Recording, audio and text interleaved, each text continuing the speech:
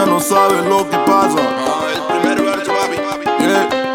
Lo que manda aquí la clave. Bienvenidos, family. Welcome to another installation of B2P Live. I'm your host, Big Will, and thank you so much for joining us today. I'm really excited because today I'm bringing you someone who I think a lot of followers want to see. I know my friends back home have been killing me. Sonja and I don't have kids, so my friends have been, telling me, hey, this is all great and wonderful. You're Black to Panama, but you don't have kids. It's easy for you. And I'm like, y'all stop it.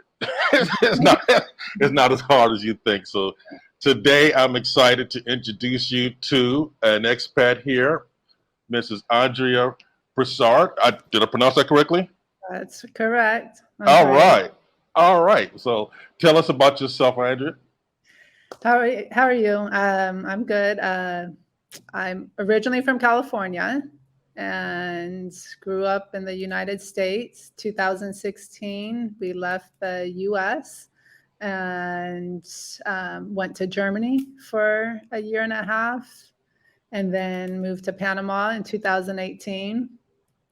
Grew up in California. I graduated from the University of Maryland. And before leaving the U.S., I was a professor and taught and did counseling courses at community colleges in California. So Interesting. my kids took a break and started traveling the world and ended up in Panama. So, now I got some additional questions to ask you about tenure and all that good stuff. Okay.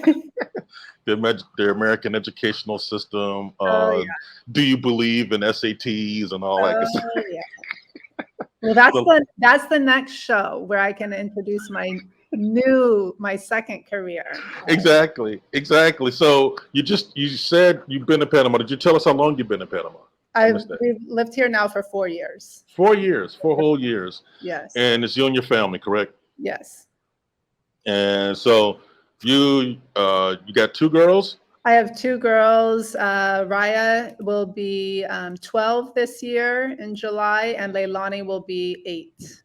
Oh my God! So or 9. Well, she's turning 9 in 2 weeks.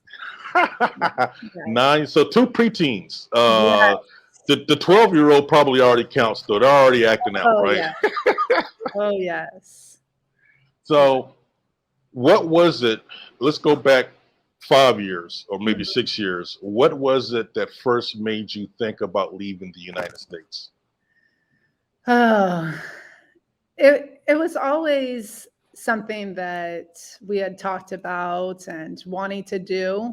But like most people, it was never the right time.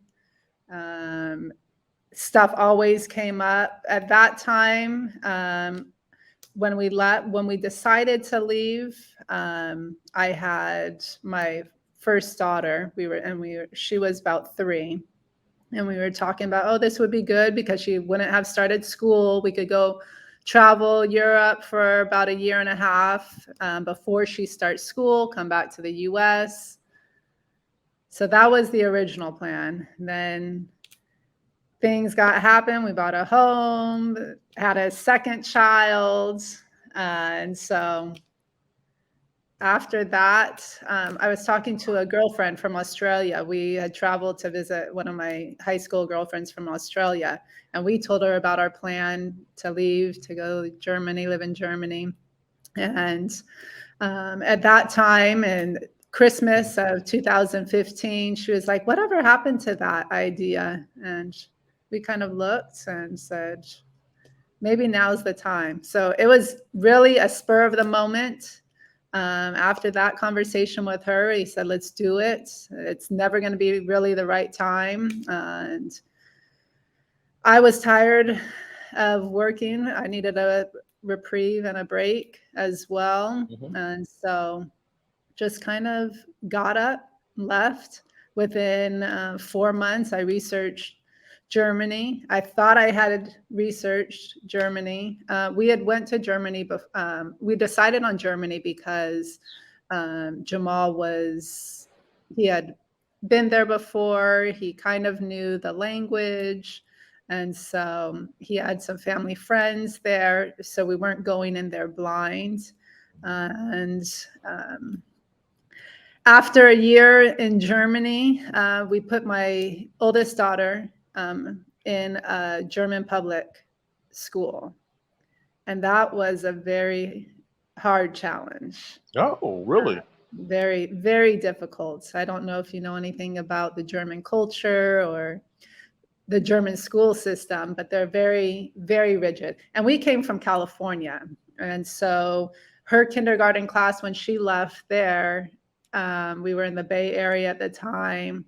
There were 22 kids from 13 different countries in her kindergarten class. And then we went to Germany, and she was the only one that looked different, didn't have blonde hair, blue eyes. She didn't speak the language at all. And we kind of just threw her in there.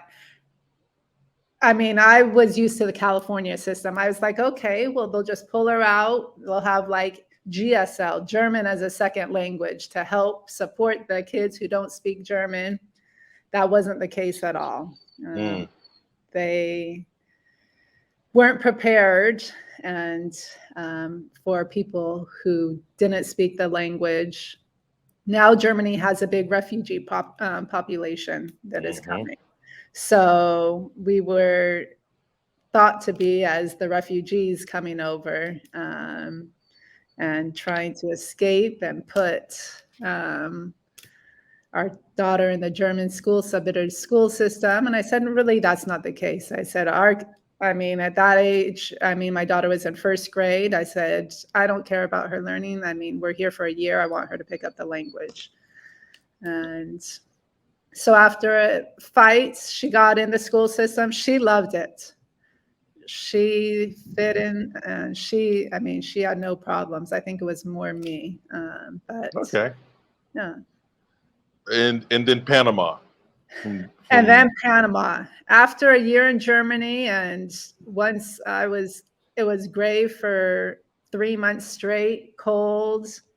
I said, no, I need a change. I wanted to get back closer to California, where it was closer to my family, closer, only 3 hours or 2 hour time difference, and easy flight. I needed warm weather and beach, and I wanted the kids to learn Spanish. So, all of that's here. All of that here. We looked at that time, our choices were, we were going between Colombia, Medellin, Panama, and Costa Rica. Oh. Okay, so either way, you were going to be somewhere along this degree, the 6 degrees from the equator. Yes. What made Panama win over Costa Rica and Colombia? I have my ideas, but I want to hear from you. One, area we were looking in Colombia was Medellin, so I didn't have beach. Right. So that was kind of crossed off. What I liked about Medellin was the good international schools for a reasonable price. But it didn't have beach, and it was a lot cooler than I wanted to be in. So that automatically got crossed off. And then I had traveled to Costa Rica before, and I liked it. We never been to Panama, didn't know anything about Panama, heard about the Panama Canal, and that was it. We left with our 4 big suitcases from Germany. We didn't even go back to the United States, and we came straight here. I signed a lease, sight unseen. Wow. Nice. And just said, put me on the beach, closest as I can be, and close to an international school. So that's how Coronado. Panama, obviously for us, the US dollar was a big factor, and that won over Costa Rica. The infrastructure here in Panama, the political stability, we all looked at that. Safety. We've been here for 4 years. Never once have I felt unsafe here. And now with my kids growing up as well, and they're getting older, and being more independent and wanting to go out and stuff, but I've never had any fear or felt unsafe here, and neither have they. Full disclosure, so we used to live in the same building. When we first moved here last July, we moved into Coronado Bay, and that's where we met. Yes. So you said something to me that day at the pool that really resonated with me, and you were talking about your girls and safety and how safe you felt with them, and you had remarked that they knew all of the guys and the staff that worked at the building and the area, and you felt completely safe with them moving about the building in the neighborhood unattended. And I was like, whoa. Yes. Because you don't hear that in the States. You do not hear that at all. Yeah. And, you know, I mean, it's funny because we moved, and I don't know, from Los Gatos, California when we left. And we picked that area for safety. And I mean, I could throw a rock at my kids' elementary school, but never once did we let her walk to school by herself. Even every single parent walked their kid to school at the gate and watched them get into the gate. I've never once felt that here. I'm guessing they had shooter drills. Oh, yes. In California too. Yes. Yeah. So that was, after all that, I said, I can't. And yeah, like I said, now my oldest, and seems crazy, but she has friends, and if they want to go to the movie theater, you know, we'll drop them off. I'll sit in the plaza and eat dinner and pick them up. And they used to, I mean, now we moved to a bigger community over in Vista Mar, which is open, and my kids make friends with everybody. All the guards here and security know them within the first 2 weeks. So they got on their electric scooter and I think I've seen them. Yes. The scooters, I love them. I love them. And what's her name? Sally has one too. I know I've seen Sally on her scooter. It's the coolest thing with the bumpy road. I don't know how y'all are navigating that road on the scooter, but it's such a joy to see kids being able to be so free. I mean, leaving your kids at the mall, what's going to happen to them here? I mean, yes, petty crime, yes, but anything major, nothing like. You know, we still consume American news on our Fire Stick, so we're still watching the news in DC. We know what's going on in DC. We see what y'all are suffering through, and we just why? Wow, yeah. It doesn't have to be that way, but tell us about making the Black Set. Although I love your story, it's a little bit unique. It wasn't the typical, like, we left the U.S. screaming, like, escape. You know, January 6th happened, and we were like, oh yeah, it's time to go. But it seemed like you guys had the itch to be international anyway, and it just seemed like it was the right time to go. Yes, yeah. So, and really, we didn't know what we wanted. It was really for 1 year. It was to go for 1 year, have my daughter pick up a second language, and let's go travel for 1 year. And then after that, and seeing everything back, and then even in Germany, like you said, in Germany, I mean, the kids there were riding the subways at 10 years old by themselves to school, walking, you know. That's a whole different concept. It's a total, I remember when we moved to Germany, we had a little townhome, and our bedroom was kind of in the basement area below, and then the girls were living on the main level. And I looked at that. First thing I looked at was, oh, there's no way that I'm living here. My kids aren't going to be. Their door opened up to the patio, right on close to the street. I was like, Mhm. you're crazy. Like, this isn't happening. And I asked our friends, our family friends, and everybody I talked to, and I said, well, how can this be? They had no idea what I was talking about, where I thought someone would come in or take them, or Right. they couldn't even fathom that idea.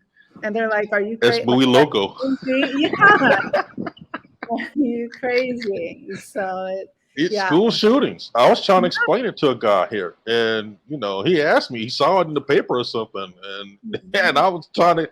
How do you explain kids being shot? Yes. That it's okay for us to take guns to school. And Oh, yeah. that's even an argument. Argument. This is crazy. Yeah. Yeah, That's it's crazy. So after the 1 year that we thought we were just gonna go explore, things just got worse and worse, and I said, "There's no way that I can put my so, kids back in that situation." so please help set some of our viewers' minds at ease. What is it like moving internationally, making your black set with children? Do you think it's significantly harder, It's or really not that hard. The hardest part is just getting up and going. Because like I said, every time we wanted to get up and go, or there was always something. My dad was sick, or we had to do this, we had to do that. And it was always something a reason, there was always a kind of an excuse, a reason for us not to leave. And just one day, you just have to make the move. you just gotta move? And it's no different with kids. I don't feel it's not that harder, especially now. So many families are moving and exiting the US. So there's already paths paved for people coming in. We know the system, getting into the schools. So many international schools are here. I remember when we came 4 years ago, we're at a there's 3 international schools in the area. And we're now at the second one. But when we came the first year, 4 years ago, the school was open for 6 years, and they started with 8 students. And in that 6 years, when our first year there, they had over 230 That is amazing. students. 230. And you were Yeah. just telling me your kids take a school bus. Oh, yes. Yeah. I think that's the highlight of there. Yeah. So now we moved international school, which is about 35, 40 minutes down the highway in Santa Clara. And they love the school bus. My mom couldn't put me on the school bus in the United States. And my kids are just excited to go to school because they get to ride the little yellow colegio bus. So, Nice. yeah.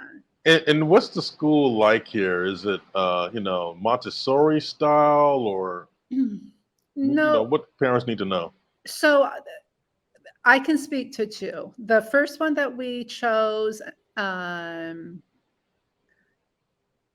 we chose it because it looked most like a US school. It felt most like a US school. It had after school activities. It had soccer. It had dance club, cheerleading. So it felt most like a US school to us.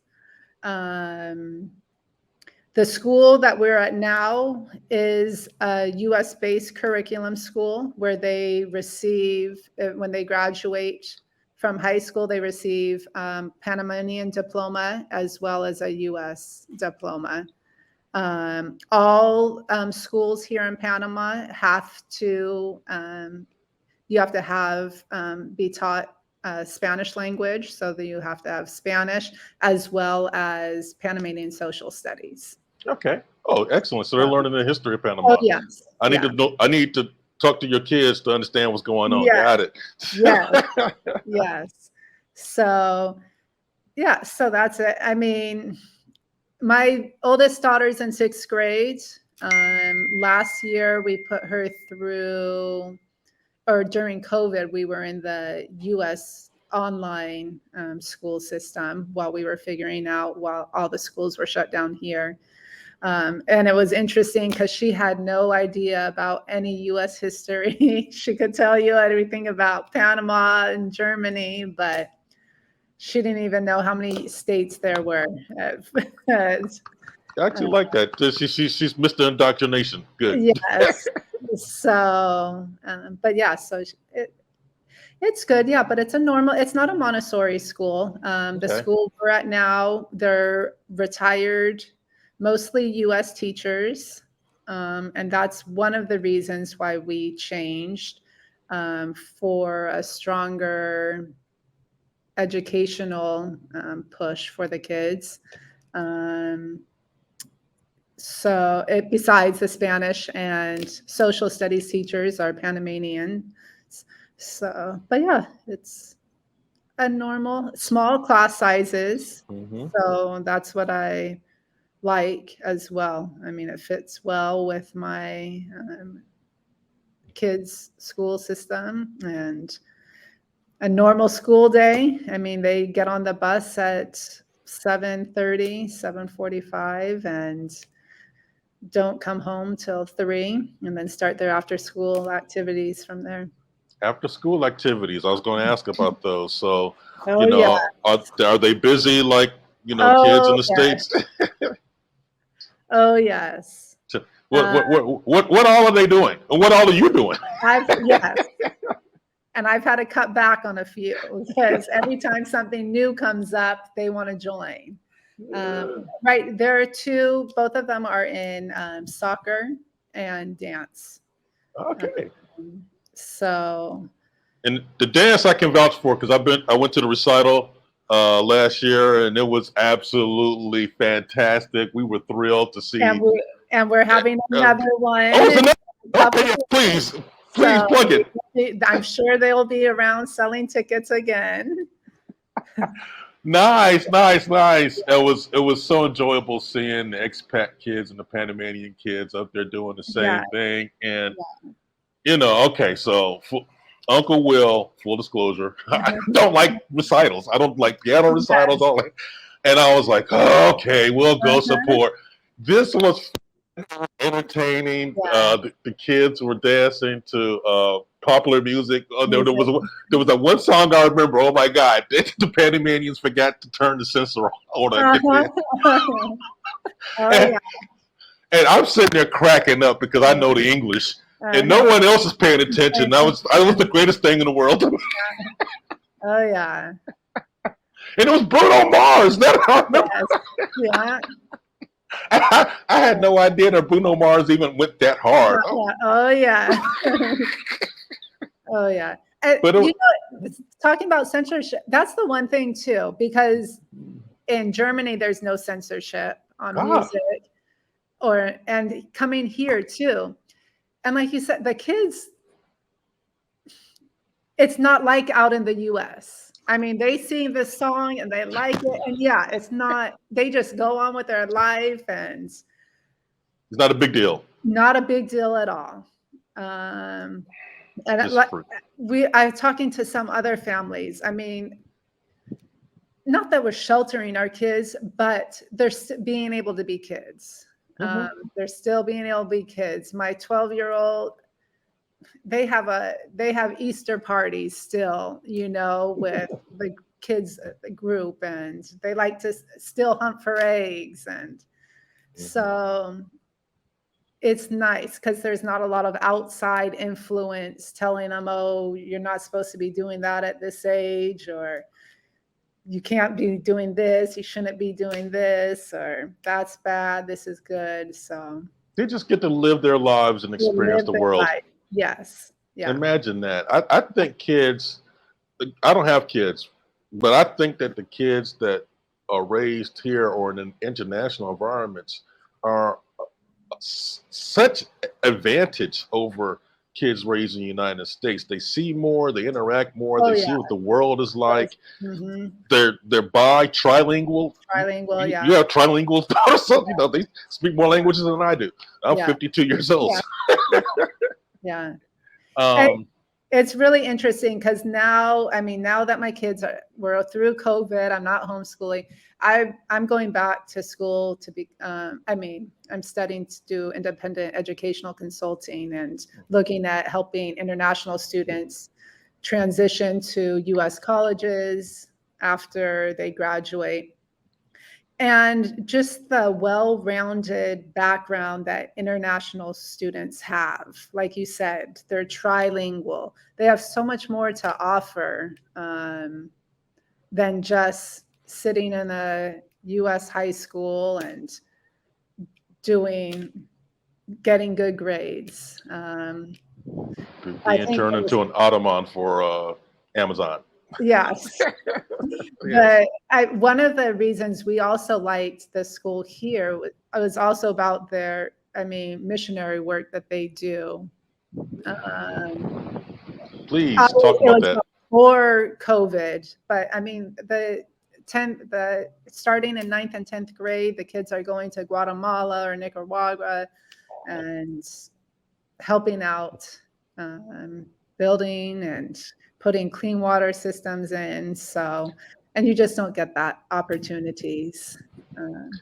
That is amazing. That's something that my niece did after she graduated. Maryland, by the way. Y'all went to the same undergrad, and she went to the Peace Corps and did a couple of years in Haiti, doing what you are discussing as a college graduate.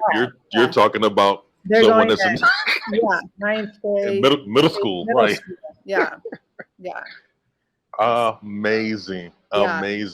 So the kids are having a time of their lives here. How about the parents? Is it good for the parents? You're connecting with other. Since the kids are in school, I guess it's no problem meeting families with kids in school or school-age children. You know, it's so much easier for families to meet other adults. I mean, I hear and I read on Facebook, oh, we're moving. Can we meet up with other single couples? But when you have kids, I mean, it's so easy to meet other families, other friends. My daughter's in school and bothering me about sleep every night. Every weekend there's a sleepover. Okay, it's Friday now. Let's, where are we going and how we? So yeah, but yeah, now the families here are great. There's a lot of expat families. There's here in the beach area, the mine is close to us. So there are a lot of families from South Africa, Canada, Chile, Argentina, Colombia, whose parents work in the mine as well. So it's a big mixture of students and cultures that the kids get to experience. And but my days, now that we have the school bus, now school's back in, I get to go back to enjoying golf, running, and studying. And then, I have a good core group of friends, other parents that we get to go to lunch because we're not homeschooling anymore. And you get a life now. Yes. Live, yes. All the time on a golf course. So for my friends that are paying attention and listening, what are you averaging when you play? My handicap is 18. Look at that. So, and I just I came here saying I just want to be fluent in Spanish and I just want to play tennis because I loved playing tennis. Never ever thought about golf. I didn't think it was a sport. It was too expensive in the US. A lot of blacks don't play, but coming here, we play. And I that's my favorite pastime now is, I can just be on the golf course and Jealous. I still have to rescue my clubs. It's coming. Yes.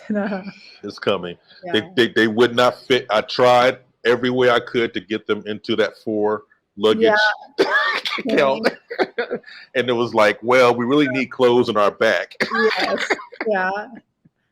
So maybe one of my friends will watch it and will take pity on me and run by the storage unit in Forestville and put them in a nice blue container for me and ship them because I need my clubs. Please, Joe, are you listening, Joe? So that I can get as good as she is. Joe, you know I need the help.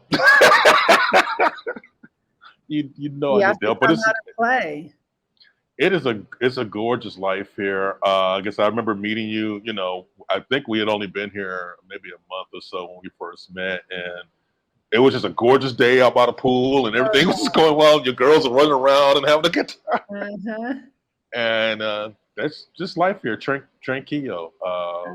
You know, we're in it for the long haul. Do you ever see yourself returning to the States? No time in the future.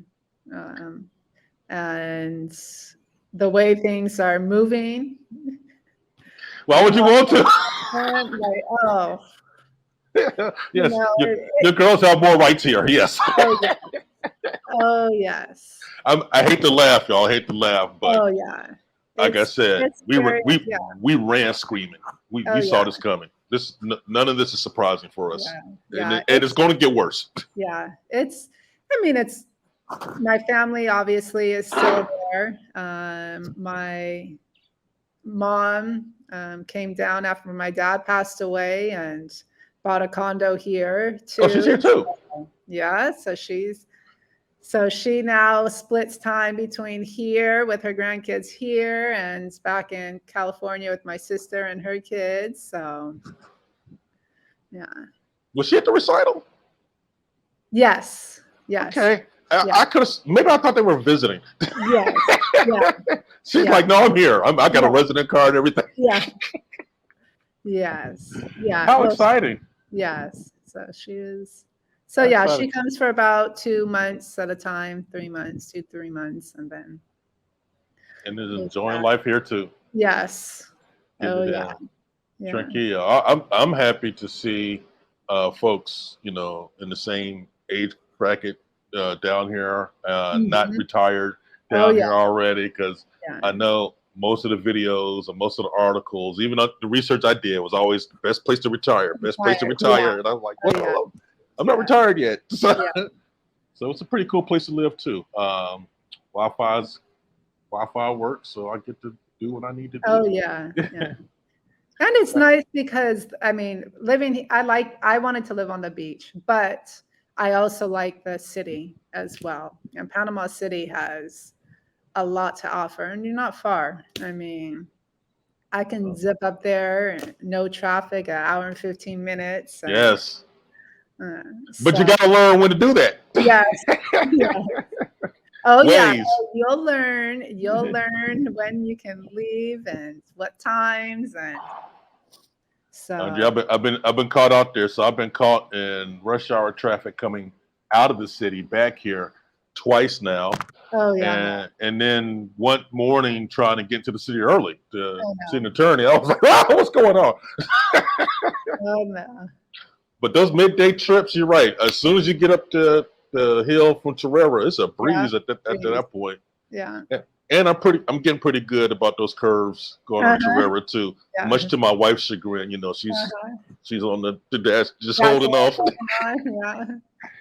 But you know, and it's a big car, so I can't go as fast as I want to. Be thankful that I sold the Mustang. I used to have a Mustang. Be thankful. Oh yeah, no. Would not do well here. With that here, no, with the roads and the But. Oh, I see them, and I'm always like, oh, I feel so sorry for you to my pearls.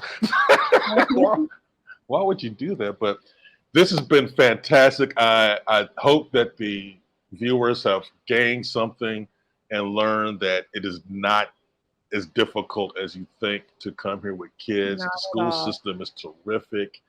The life for kids here is terrific. The life for parents here is going to be terrific. So thank you so much for spending the time to educate my folks. And if anyone has questions, please forward my email or contact information, because I love recruiting people to come down and have more kids. All right. Now, let me tell you, my repeat offenders will reach out to touch. They are good about that. Hey, I'm in Panama. Let's hang out. They are really, really good. They're really, really good about that. We'll put that information in the description so folks can get in contact. And you already know how to get in contact with Big Will. So everything's everything. Family, thanks so much.